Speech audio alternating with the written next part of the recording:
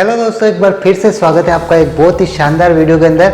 और दोस्तों आज का जो वीडियो होने वाला है, इस वीडियो के अंदर अपन बात करने वाले हैं महानगर टेलीफोन निगम लिमिटेड स्टॉक के बारे में। ये जो स्टॉक है करंट टाइम में 46.19 के ऊपर चल रहा है। आज अपन इस स्टॉक के फंडामेंटल, टेक्निकल और इसके चार्ट को बहुत अच्छे से एनालाइज करने वाले हैं। और ये जो स्टॉक है पिछले कुछ दिनों से लगातार ऊपर भागता जा रहा है। इसके पीछे रीज़न क्या है, इस रीज़न को अपन समझने वाले हैं। इसके अलावा कुछ इंपॉर्टेंट जानकारी इसके बारे में, तो वो मैं आपको आज बताऊंगा। वीडियो के लास्ट तक आप बने रहिएगा, आपको एक एक चीज़, सारी चीज़ें समझ में आ जाएगी। चलिए दोस्तों, वीडियो की शुरुआत करते हैं और सबसे पहले बात कर रहे थे स्टॉक के बारे में। तो अगर मैं बात करूं तो ये टेलीकम्युनिकेशन सर्विस वगैरह प्रोवाइड करने का काम करता है। और 1986 के अंदर जो है कंपनी स्टेबलाइज हुई थी। 1986 के अंदर कंपनी आई थी और उसके बाद से ये कंपनी लगातार इस टेलीकम्युनिकेशन सेक्टर के अंदर लगातार काम करती जा रही है। सेक्टर की अगर मैं बात करूँ तो ये मैंने आपको बता दिया है, सर्विस प्रोवाइडर का काम करता है ये स्टॉक। और ये यहाँ पे इसमें मेंशन भी कर रखा है थी टेलीकम्युनिकेशन सर्विस प्रोवाइडर। इसके अलावा अगर इस कंपनी के बिग इन्वेस्टर की बात करूँ तो इस कंपनी के अंदर प्रेसिडेंट ऑफ इंडिया ने अपनी होल्डिंग जमा रखी है और टोटल 56.25% की प्रेसिडेंट ऑफ इंडिया की होल्डिंग है इस स्टॉक के अंदर।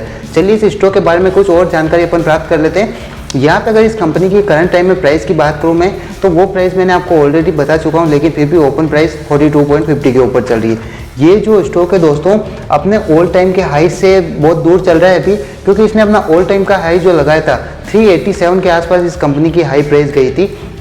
387 से ये स्टॉक लुढ़क के अभी करंट टाइम में 42 के ऊपर आ गया है। तो ऐसी कौन सी मजबूरी रही स्टॉक की, या फिर ऐसी कौन सी चीज़ रही जिसने इस स्टॉक को इतना नीचे ला दिया, तो उसके बारे में अपन आज बात करेंगे। 4 करोड़ का वॉल्यूम इसके अंदर ट्रेड हुआ है पिछले दिन जब मार्केट क्लोज हुआ था तब। और इसके बाद में इसका मार्केट कैप 2909 करोड़ का मार्केट कैप है, यानी कि ये एक स्मॉल कैप की कंपनी है। इस कंपनी की अगर फेस वैल्यू की बात करूँ तो 10 के ऊपर इस कंपनी की फेस वैल्यू चल रही है। फेस वैल्यू का मतलब ये होता है कि कंपनी अपना जो शेयर है, अगर उसकी प्राइस ज़्यादा हो जाती है तो वो अपनी फेस वैल्यू के अकॉर्डिंग अपने शेयर को स्प्लिट कर सकती है। इस कंपनी की 10 के ऊपर फेस वैल्यू चल रही है। ऑल टाइम का हाई इसने 387 का लगा दिया है, मैंने आपको ऑलरेडी बता दिया है, ठीक है। इसके बाद में इस कंपनी के सेक्टर के पीई की बात करूँ तो 83 के ऊपर इस कंपनी का सेक्टर का पीई चल रहा है, जो कि बहुत ही ज़्यादा है। और इस कंपनी का पीई रेशियो जो चल रहा है वो लो पीई रेशियो चल रहा है। इसके चार्ट को भी अपन आगे समझेंगे, लेकिन उससे पहले यहाँ पे देखिए प्रेसिडेंट ऑफ इंडिया ने 56.25% की इसके अंदर होल्डिंग कर रखी है। तो इस कंपनी की प्राइस के बढ़ने का रीज़न यही है कि यहाँ पे इस कंपनी का क्वार्टरली रिजल्ट आया था जुलाई मंथ के अंदर, यानी कि इसी मंथ के अंदर। और उसके अंदर इस कंपनी ने पॉजिटिव रिटर्न दिया है, जिसकी वजह से इस कंपनी के अंदर इतनी बढ़ोतरी हो रही है। अच्छा, इस कंपनी के बारे में एक नेगेटिव न्यूज़ आई थी 13 जून 2024 को। ये न्यूज़ ये थी कि MTNL यानी कि ये जो है महानगर टेलीफोन निगम लिमिटेड जो कंपनी है, कंसोलिडेटेड मार्च 2024 नेट सेल्स एट 209 करोड़ और down by 4.64% year on year, यानी कि ईयर ऑन ईयर बेस के ऊपर 4.64% की इसके अंदर सेल्स के अंदर कमी आई है। ये एक नेगेटिव न्यूज़ है इसके बारे में। यहाँ पे 100% लोग करंट टाइम में इसको बाय करने का रिकमेंडेशन दे रहे हैं। अच्छा, डील्स की बात कर लेते हैं। बल्क डील्स इसके अंदर हुई है और उन्हीं डील के कारण इस कंपनी के अंदर इतना सर्किट लगता जा रहा है, यानी कि कंपनी का प्राइस जो है ऊपर जाती जा रही है। यहाँ पे ग्रेविनेशन रिसर्च कैपिटल लिमिटेड जो है, इसने 48 करोड़ की क्वांटिटी के अंदर इस कंपनी के शेयर को बाई किया था। प्राइस जो थी बाई करने की 45.92 के ऊपर इसको बाई किया था। इसके बाद में इन्होंने तुरंत सेल भी कर दिया और सेलिंग प्राइस जो थी 45.93, यानी कि 1 पैसे का प्रॉफिट बुक करके इन्होंने इस स्टॉक को सेल कर दिया। 48 करोड़ शेयर बाई किए थे और उसको फिर वापस बेच दिया 48 करोड़ शेयर को 45.93 की प्राइस पे। इसके बाद में HRTI प्राइवेट लिमिटेड ने भी फिर से 37 करोड़ के स्टॉक बाई किए थे 45.30 पैसे की प्राइस के आसपास, ठीक है। और उन शेयर को इन्होंने जो बेचा था वो 45.31 के ऊपर बेच दिया था 33 करोड़ शेयर को। अब बाकी के जो बचे शेयर उन्होंने अपने पास होल्ड रख लिए। और इसी तरीके से एक और कंपनी है जैनम ब्रोकिंग लिमिटेड, इन्होंने 15 करोड़ शेयर इसके बाई किए थे 44.82 की प्राइस पे और इन्होंने जो सेल किए थे 46.13 रुपये की प्राइस के आसपास। तो यहाँ पे ये इतनी बल्क डील के अंदर स्टॉक की बाइंग और सेलिंग हो रही है, जिसकी वजह से स्टॉक के अंदर लगातार अपर सर्किट लगता जा रहा है या फिर स्टॉक की प्राइस लगातार बढ़ती जा रही है। इस कंपनी के फंडामेंटल को और समझने से पहले कुछ चीज़ें हैं, उनको अपन एक बार समझ लेते हैं, ठीक है। तो ये जो कंपनी है, इस कंपनी की शुरुआत अपने कस्टमर को अफोर्डेबल प्राइस पर वर्ल्ड क्लास टेलीकम्युनिकेशन सर्विस देना था। जब इस कंपनी की शुरुआत हुई थी तब इनका एक विजन था कि जो अपने ये कस्टमर है, कस्टमर को वर्ल्ड क्लास टेलीकम्युनिकेशन सर्विस देने का इन्होंने अपना विजन बनाया था। और कंपनी को 1997 के अंदर नवरत्न पुरस्कार से सम्मानित भी किया गया था। ये एक बहुत ही अच्छी बात थी इस कंपनी के बारे में। लेकिन उसके बाद में इस कंपनी के उल्टे दिन शुरू हुए। ये जो कंपनी थी, इन्होंने अपनी ब्रांच को नहीं बढ़ाया, जिसकी वजह से इनकी उल्टी गिनती स्टार्ट हुई। इन्होंने अपनी जो ब्रांच थी, कंपनी ने मुंबई और दिल्ली तक ही सीमित रखी अपनी ब्रांच को, ठीक है। जो इससे ग्रुप बी वाले शहरों में न पहुंच पाने के कारण ये कंपनी जो है लॉस में गई। यानी कि ग्रुप बी के जो शहर थे, दिल्ली और बॉम्बे के ग्रुप ए शहरों में रखा है, जैसे कि एनसीआर वगैरह के अंदर ही इन्होंने अपनी सर्विस रखी और ग्रुप बी जैसे शहरों के अंदर अपनी सर्विस नहीं पहुंचाई, जिसकी वजह से ये कंपनी घाटे के अंदर जाने लगी। इसके अलावा इस कंपनी के जो सब्सक्राइबर है, उनके अंदर भी पिछले वर्षों के अंदर कमी आती जा रही है लगातार। इसके पीछे का मेन कारण है कि कंपनी का लेटेस्ट टेक्नोलॉजी और उसके अलावा नेटवर्क एक्सपेक्टेशन में न होना।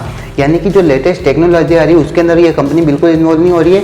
और उसके अलावा नेटवर्क एक्सपेक्टेशन जो होती है वो बहुत ही कमज़ोर है इनकी, ठीक है। इसकी वजह से ये कंपनी अब लगातार घाटे के अंदर जा रही है और बड़ी कंपनियों को इस टेलीकम्युनिकेशन सर्विस के अंदर एंट्री हो चुकी है, जिसकी वजह से इस कंपनी का कंपटीशन बढ़ गया है और उसकी वजह से भी ये घाटे का सौदा इसके लिए साबित हो रहा है। उन बड़ी कंपनियों के मार्केट के अंदर इंटर होने की वजह से ये जो कंपनी है MTNL, लैंडलाइन की मार्केट शेयर 2016-17 में 55.27% थी, वो घट के 2021-22 के अंदर सिर्फ 38% हो गई है लैंडलाइन मार्केट शेयर। 2022 तक कंपनी पर 26.800 करोड़ का कर्ज था। 2022 तक इतना कर्ज था जो कि लगातार बढ़ता जा रहा है। और MTNL का मौजूद नेटवर्क पुराना हो गया है, इसका नेटवर्क भी पुराना हो गया है। जिसके क्वार्टरली रिजल्ट को अपन एक बार समझ लेते हैं। अगर आप यहाँ पे इसकी सेल्स को देखेंगे तो सेल्स जो है लगातार इसकी सेल्स के अंदर कमी आती जा रही है। मार्च 2021 के अंदर 216 करोड़ की सेल्स थी, उसके बाद में 316 करोड़ की सेल्स थी, उसके बाद में लगातार कमी आती गई और मार्च 2024 क्वार्टर के अंदर सिर्फ 209 करोड़ की सेल्स ही हुई है। ऑपरेटिंग प्रॉफिट देखेंगे तो -12 के अंदर चल रहा था, जो कि अभी -75 करोड़ का हो गया। यानी कि ऑपरेटिंग का प्रॉफिट जो बढ़ना चाहिए वो नहीं बढ़ रहा है और कम होता जा रहा है। इसके अलावा इसके अंदर टैक्स वगैरह नेट प्रॉफिट और आप देख लीजिए -602 करोड़ का नेट प्रॉफिट मार्च 2021 में था और 784 करोड़ का नेट प्रॉफिट अभी रह गया। यानी कि प्रॉफिट के अंदर भी कमी आती जा रही है। और भी चीज़ें हैं यहाँ पे स्कैनर के ऊपर, आप एक बार आकर के जरूर विजिट कर लीजिएगा। इसकी चलिए अपन बैलेंस शीट की बात कर लेते हैं। और बैलेंस शीट के अंदर अपन को मेनली अपन को इसके करंट के एसेट और करंट लाइबिलिटी समझना रहता है। मार्च 2020 के अंदर 16,926 करोड़ की जो है इसके ऊपर कर्जा था, जो कि कम होता गया है हालांकि, और 9,766 करोड़ का इसके ऊपर करंट के टाइम में लाइबिलिटी यानी इसके कर्जा रह गया है।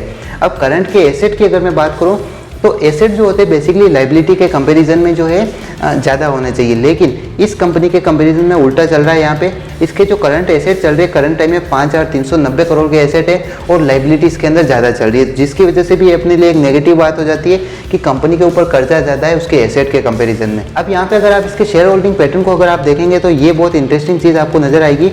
यहाँ पे देखिए 56.25% जो शेयर होल्डर है वो गवर्नमेंट ऑफ इंडिया और उनके शेयर जो है लगातार कम पड़ते जा रहे हैं। 56.82% जो थे जून 2023 के अंदर थे और अभी जून 2023 के अंदर कमी आ गई 25% ही रह गई। यानी कि शेयर होल्डिंग पैटर्न के अंदर उनके अंदर कमी आई है। इसके बाद में पब्लिक की जो होल्डिंग है 29.73% है। DII की जो होल्डिंग है 13.63% की DII की होल्डिंग है। तो आई थिंक मैं आशा करता हूँ आपको ये इसके जो ये फंडामेंटल है वो आपको समझ में आ गए होंगे। अब चलिए अपन इसके चार्ट की तरफ बढ़ जाते हैं और चार्ट को समझ लेते हैं कि चार्ट हमें क्या इंडिकेशन दे रहा है और हमें करंट टाइम में बाय करना चाहिए या फिर नहीं करना चाहिए। शॉर्ट टर्म के हिसाब से अगर मैं बताऊं तो करंट टाइम में इसके फंडामेंटल बहुत बुरे चल रहे हैं, तो शॉर्ट टर्म के लिए जरूर ये बाइंग की या सेलिंग का रिकमेंडेशन दूंगा, लेकिन लॉन्ग टाइम के लिए मैं आपको इसके अंदर बिल्कुल भी इन्वेस्ट करने की सलाह करंट टाइम में नहीं दे सकता हूँ। शॉर्ट टाइम के लिए कैसा स्टॉक है तो उसके लिए अपन को टेक्निकल समझने होंगे। टेक्निकल को समझने के लिए अपन को चार्ट को समझना होगा। चलिए चार्ट को समझ लेते हैं एक बार। चार्ट को समझने के लिए अपन को टाइम फ्रेम जो होता है बड़ा टाइम फ्रेम को देखना रहता है, ताकि लॉन्ग टाइम के लिए कैसा क्या सिचुएशन रहने वाली है तो वो अपन को एक बार पता चल सके। तो मैं 1 मंथ का टाइम फ्रेम एक बार यूज़ कर लेता हूँ और यहाँ पे अपन एक बार फाइंड आउट कर लेते हैं कि जो इसके रेजिस्टेंस सपोर्ट है वो कहाँ पे बन रहे हैं। ठीक है, तो रेजिस्टेंस सपोर्ट को फाइंड आउट करने के लिए ये लॉन्ग टाइम का जो है चार्ट पीरियड वो सबसे बेस्ट माना जाता है।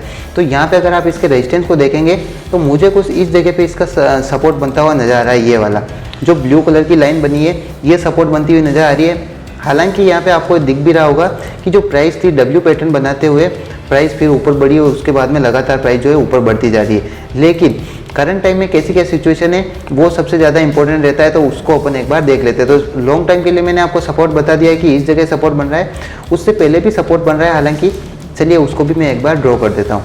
इस जगह पे वो वाला सपोर्ट बन रहा है, ये वाला जो है 40 की प्राइस के आसपास, 40 की प्राइस के आसपास एक और सपोर्ट बन रहा है और प्राइस अभी चल रही 46 के आसपास।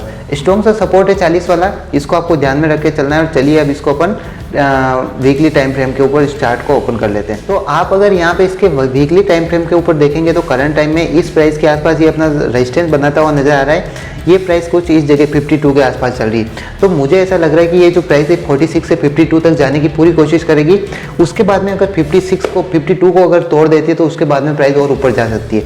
ये तो हो गई वीकली टाइम फ्रेम की बात। अगर डेली टाइम फ्रेम की अगर मैं बात करूँ तो डेली टाइम फ्रेम के ऊपर भी सेम सिचुएशन बनती हुई नजर आ रही है। जो मैंने आपको सपोर्ट बनाया ऊपर रेजिस्टेंस बताया है वो रेजिस्टेंस बखूबी काम करता हुआ भी नजर आ रहा है। यहाँ पे मैंने आपको देखिए एक इंडिकेटर अप्लाई किया है यहाँ पे, और ये इंडिकेटर हमें बताता है कि हर कैंडल के ऊपर कौन कौन सा पैटर्न बनता हुआ नजर आ रहा है। तो यहाँ पे आपको दिख भी रहा होगा कि इस जगह पे स्टोको स्टेकी स्टार बनता हुआ नजर आ रहा है। यहाँ पे बन रहा है जो है मारू बाजू ब्लैक मारू बाजू बनता हुआ नजर आ रहा है। अगर करंट सिचुएशन की बात करूँ तो यहाँ से अगर अपन एक सपोर्ट लाइन को भी ड्रॉ करें तो बिल्कुल सही तरीके से सपोर्ट लाइन बनती हुई नजर आ रही है।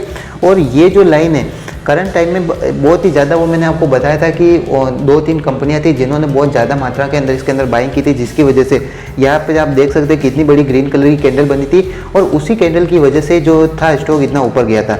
यहाँ पे वॉल्यूम भी आपको दिख रहा होगा कि वॉल्यूम के अंदर कितनी बड़ी वाली बढ़ोतरी हुई थी। वॉल्यूम इतने दिनों तक कांस्टेंट चल रहा था एक ही रेंज के अंदर, लेकिन अचानक ये जो बड़ी सी ग्रीन कलर की कैंडल बनी इसकी वजह से वॉल्यूम भी बढ़ गया और वॉल्यूम के बढ़ने की वजह से अब सिचुएशन बहुत क्रिटिकल बनती हुई नजर आ रही है कि यहाँ से प्राइस किस तरफ जाएगी।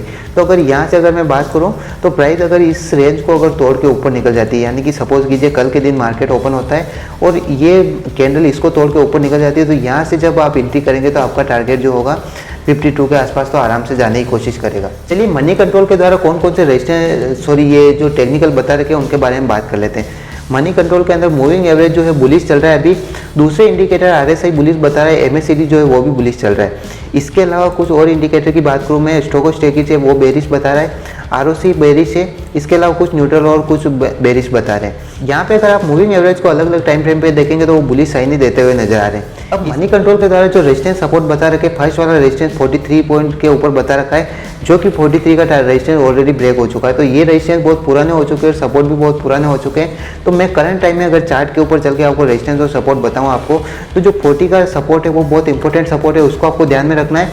और करंट टाइम में अगर आप एंट्री करते हैं तो 52 का टारगेट लेके चल सकते हैं। शॉर्ट टाइम के लिए इतना मैं रिकमेंडेड आपको कर सकता हूँ कि शॉर्ट टाइम के लिए बाई कर सकते हैं, लेकिन ऊपर की तरफ ये रेजिस्टेंस भी बहुत इंपॉर्टेंट है, जो कि प्राइस मैंने आपको बता रखा है। ऊपर की तरफ ये जो रेजिस्टेंस मैंने आपको बना रखा है ये बहुत इंपॉर्टेंट है। यहाँ से प्राइस ब्रेक कर देगी तो 52 तक जाएगा प्राइस, लेकिन यहाँ से बाउंस बैक करके अगर नीचे आ गया तो आपको एग्जिट करने के बारे में भी ख्याल रखना पड़ेगा। तो 40 का आपको सपोर्ट लगा के चलना है। करंट टाइम में बाय कर रहे थे तो लॉन्ग टाइम के लिए बाय करने का रिकमेंडेशन बिल्कुल नहीं है। आशा करता हूँ ये वीडियो आपको पसंद आया होगा। इसके बारे में कुछ भी डाउट रहे तो आप कमेंट बॉक्स में पूछ सकते हैं। हम मिलते हैं दोस्तों अगले वीडियो में, तब तक के लिए जय श्री राम।